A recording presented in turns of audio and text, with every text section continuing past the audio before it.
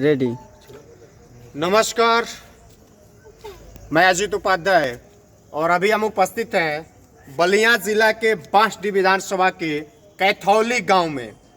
और जैसा कि कवरेज हर मीडिया हर चैनल आपको दिखाता है, लेकिन आज हम जो कवरेज आपके सामने ला रहे हैं, आज जो आपके सामने हम प्रस्तुत कर रहे हैं, वो है जो ग्रामीण पहले जैसे जिस प्रकार से होता था उसी प्रकार से, जिसको चौपाल बोला जाता है, उस चौपाल के आयोजन यहाँ पे किया गया। और यहाँ पे तमाम लोग, जैसे मुझे मालूम चला, इन लोगों के द्वारा सूचना दी गई कि यहाँ पे एक चौपाल का आयोजन किया जा रहा है।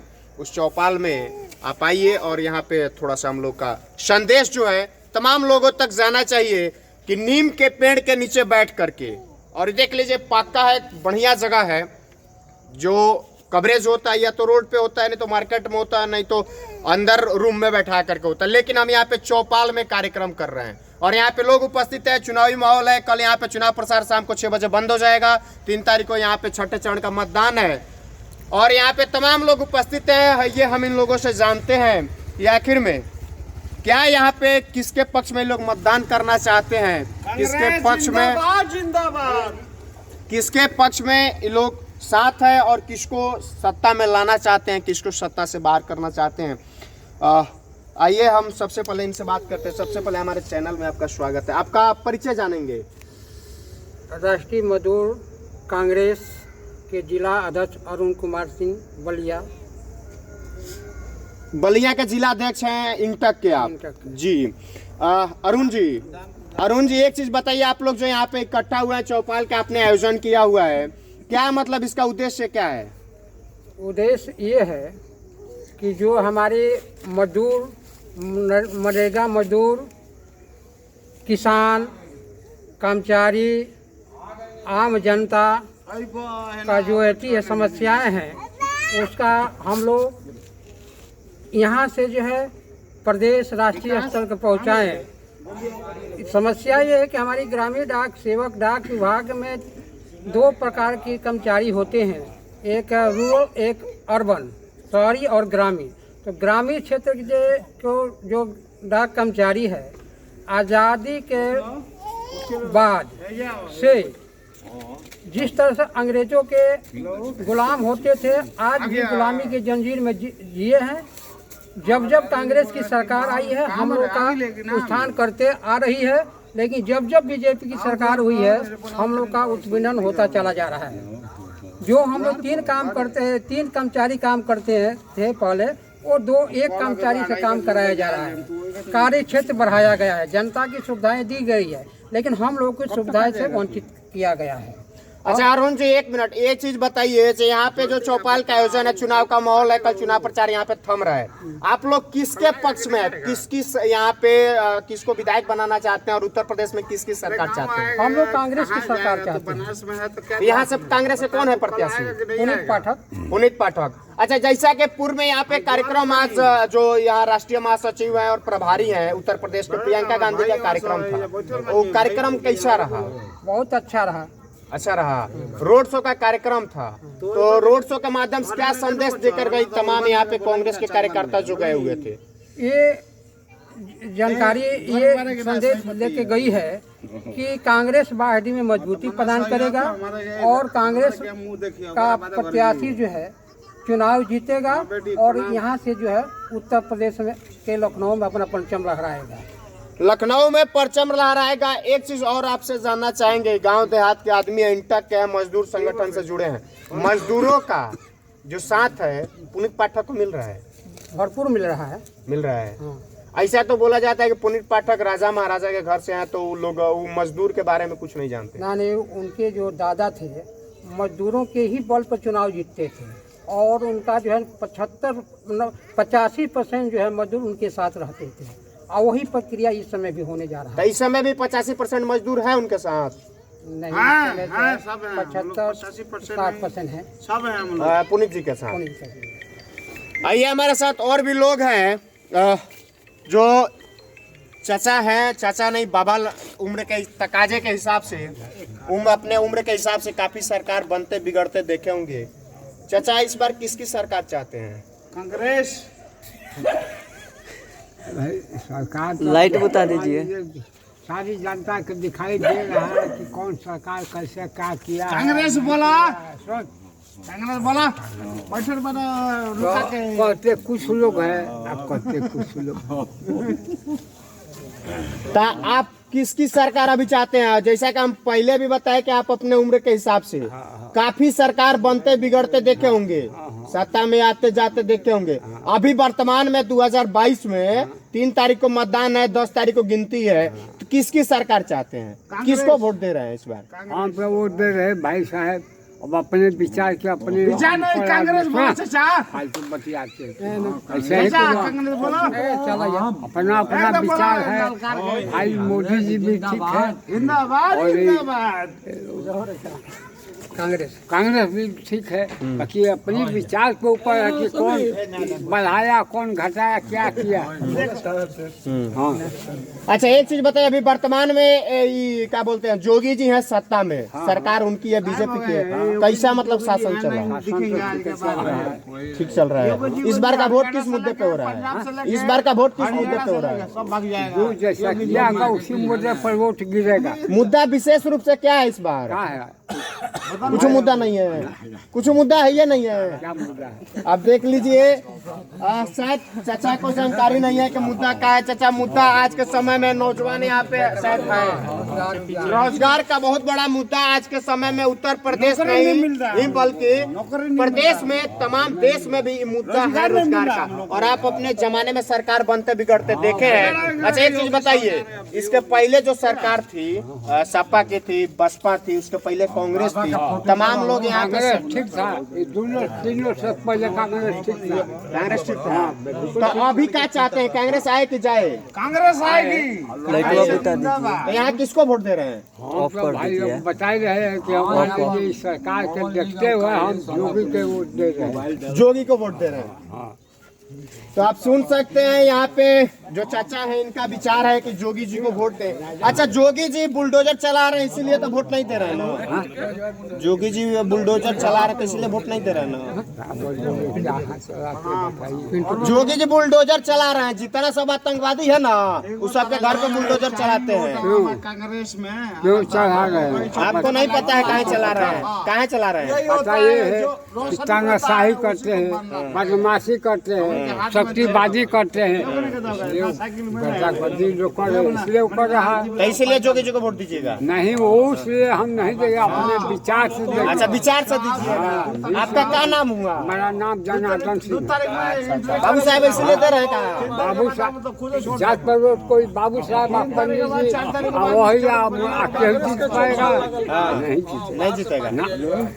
आइए हमारे साथ और भी लोग हैं, इन लोगों से भी हम जानने की कोशिश करेंगे कि ये लोग किसकी सरकार चाहते हैं और किसको सत्ता में लाना चाहते हैं। आइए, यहाँ पे नौजवान लोग हैं, क्योंकि जो मुद्दा है आपका क्या बोलते हैं, खास तौर से जो देश में उत्तर प्रदेश में मुद्दा आपका रोजगार का है, शिक्षा का है। आप नौजवान हैं, इस बार किसकी सरकार चाहते हैं? कांग्रेस की चाहते हैं। अरे पिटा गए इलाहाबाद में। इलाहाबाद में थे? हाँ इलाहाबाद में हम थे, 2 दिन अंडरग्राउंड थे हम लोग। अच्छा, क्या नाम हुआ? लाठी चालूकर सिंह नाम है। अच्छा, तो कितना लाठी मिला वहाँ पे? मिला नहीं, हम तो भाग गए। तो भाग गए। बहुत दौड़ा दौड़ा के मार रहे थे भाई। तो अच्छा, ये कारनामा जो ये बता रहे हैं ना, ये पटना में भी हुआ था, पता है? अरे वहाँ छात्र बहुत गुस्से में है, बहुत गुस्से में है इलाहाबाद में। अच्छा, इलाहाबाद में गुस्सा में है, तो छात्र इस बार किसको प्लान बनाया है वोट करने के लिए? अब प्लान तो, अब हमारा प्लान तो कांग्रेस को है, पुनीत पाठक को यहाँ से निकलवाएंगे। पुनीत पाठक को जिता रहे जी, हैं। जी। अच्छा एक चीज बताइए, पुनीत पाठक विधायक बन जाते हैं, कांग्रेस की सरकार अगर आ जाती है तो क्या लगता है रोजगार बढ़ जाएगा? अब बढ़ेगा चाहे घटेगा, लेकिन जोगी जी में रोजगार तो नहीं मिला हमको। रोजगार नहीं मिला। राम मंदिर मिला ना? राम मंदिर से क्या करना, राम मंदिर पूजा करिए। राम बोल रहे हैं कि राम मंदिर दे दिया, कोई नहीं दिया वर्षों से। राम मंदिर लेके क्या करेंगे? हम लोग को रोजगार चाहिए, युवा हैं हम। क्या धर्म नहीं है? धर्म है, धर्म क्या करेंगे, धर्म है ही है, लेकिन अब रोजगार तो चाहिए ना। बोल रहा है कि धर्म बचेगा ना तो पैसा कमा लेगा।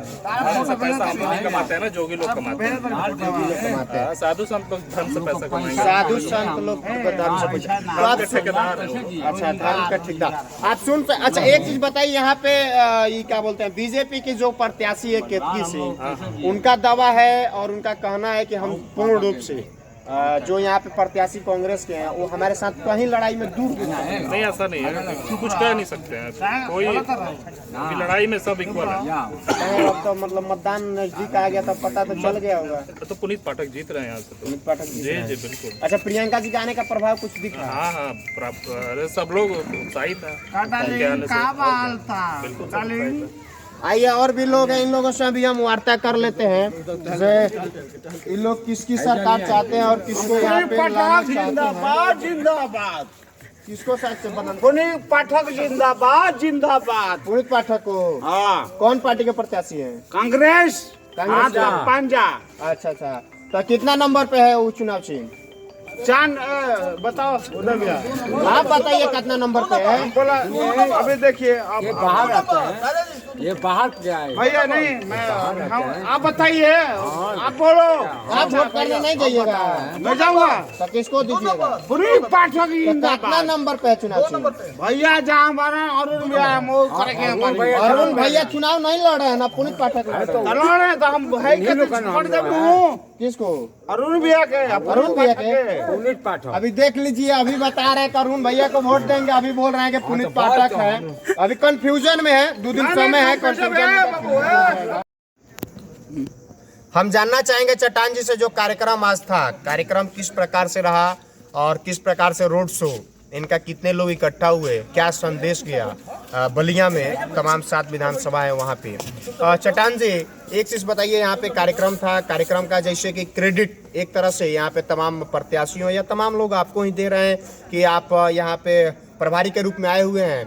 तो जो आपने तमाम आयोजन जो किया है, जैसे कि हम सुबह से देख पा रहे थे, हम लोग भी कवरेज में थे, तो सारा चीज़ क्रेडिट आपको जा रहा है, आखिर में क्यों? देखिए, कांग्रेस पार्टी ने मुझे यहाँ ऑब्जर्वर के रूप में लगाया।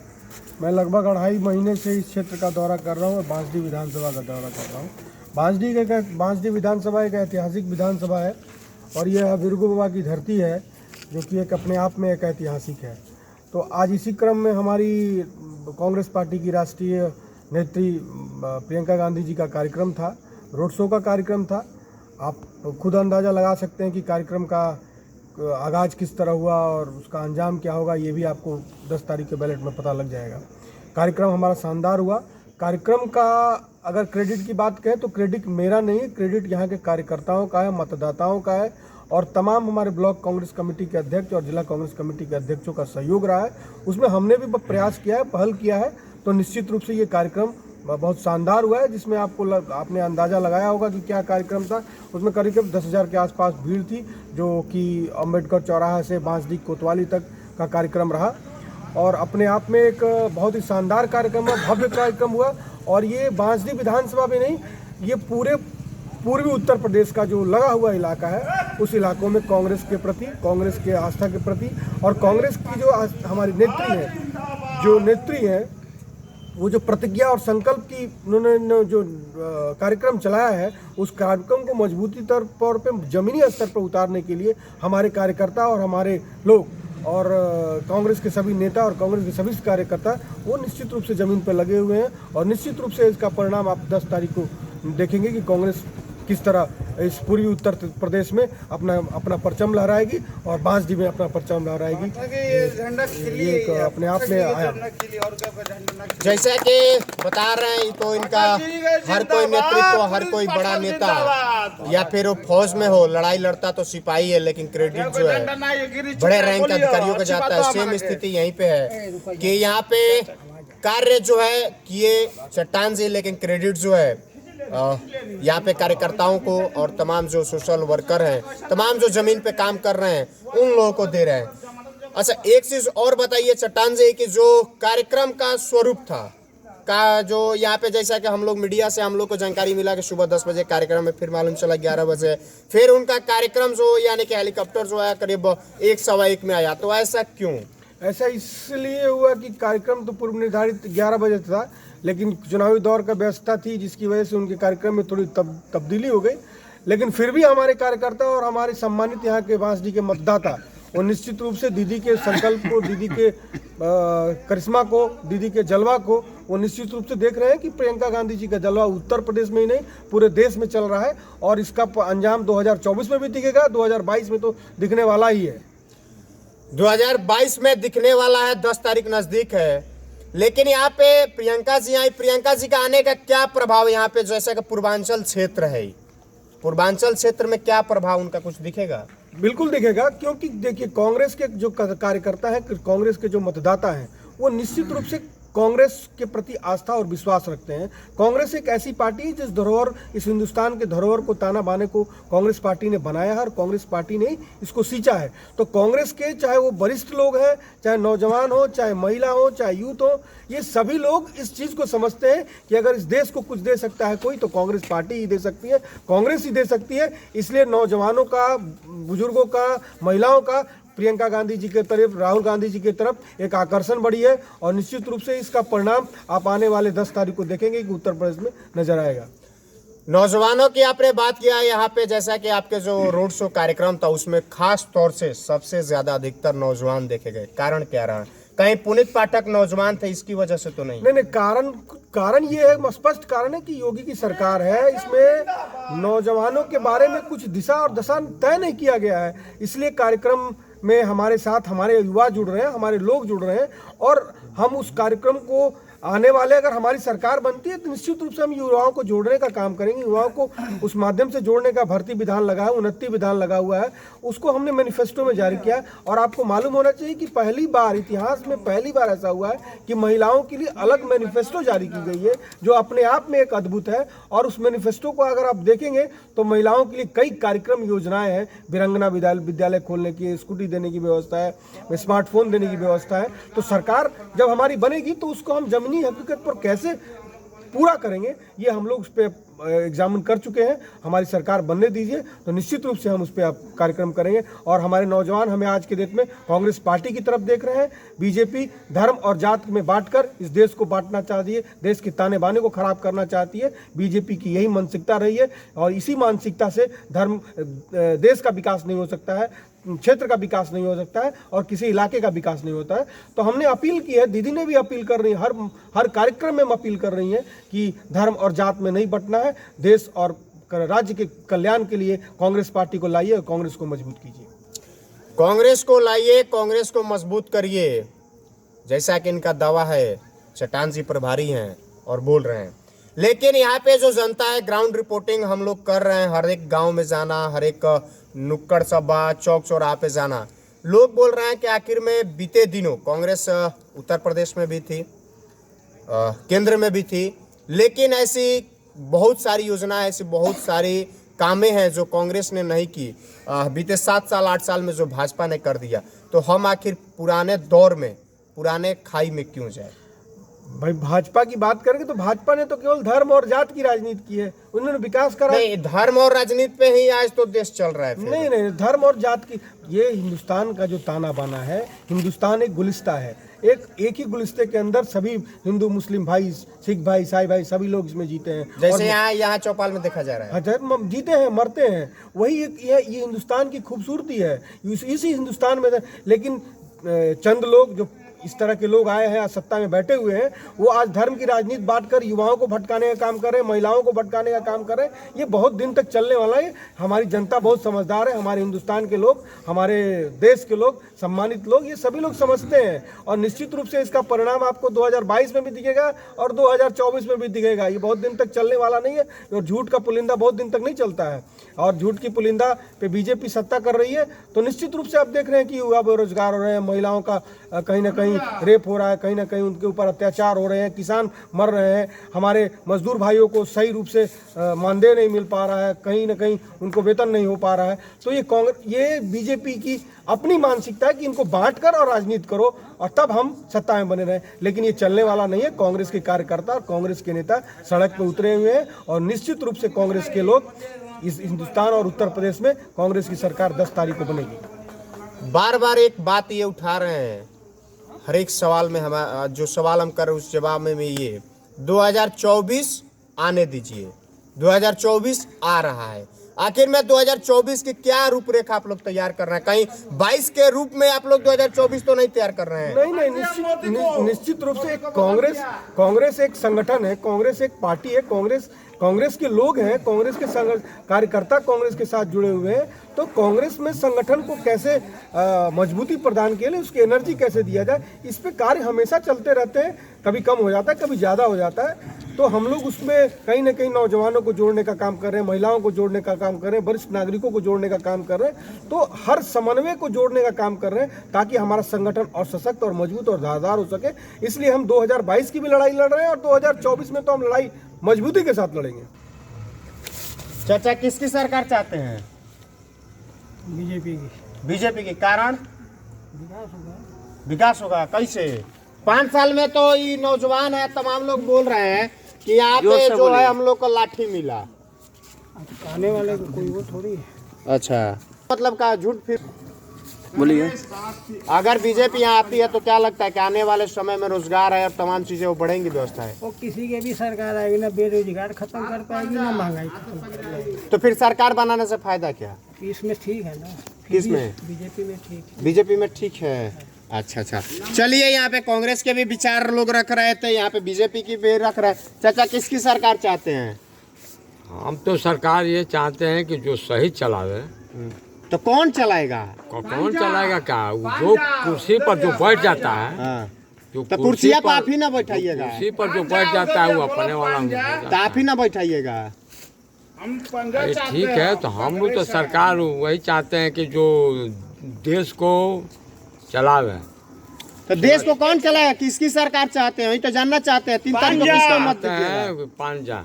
पंजा को मत दीजिएगा। अच्छा, कहीं दबाव में तो नहीं बोल रहे हैं ना?